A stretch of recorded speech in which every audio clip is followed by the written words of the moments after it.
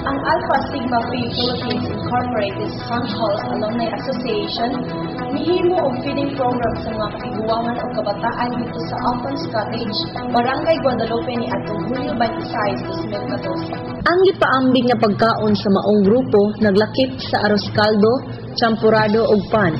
Kini maoy unang higayon nga ang Alphans ning himo sa ilang tinuig nga kalihukan. Matod pa ni Toto Lacson, Vice Chairman sa Alphans, nga ang ilang grupo nagpadayon gihapon sa ilang tumong nga makahatag og serbisyo sa katawhan dili lang sa Barangay Guadalupe kundi lakip na sa ubang barangay dinhi sa syudad. Dugang pa ni Lacson nga ang ilang gipaambit nga pagkaon sa maong barangay walay gipili matiguang man o batan-on.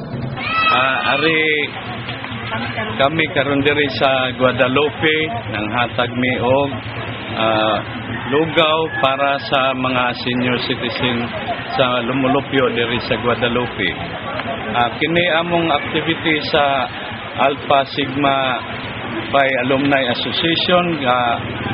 Gapadayon kami sa pagpanghatag og adto-adto sa kada barangay ng serbisyo sa tuyo ug tumong sa among organisasyon.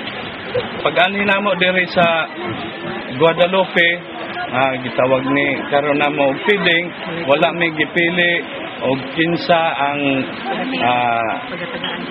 hatagan namo. Aning amo ang lugaw og sampurado sa gagmayng bata og sa mga senior citizen kani among panghatag nga lugaw.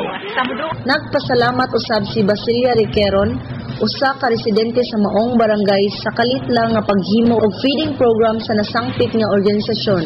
Kung kahinumduman, niadtong milabay nga tuig ubay-ubay ang mga nahimo sa Alpha Sigma Phi sa San Carlos Alumni Association sama sa bloodletting activity, coastal cleanup, mangrove tree planting ug uban pa.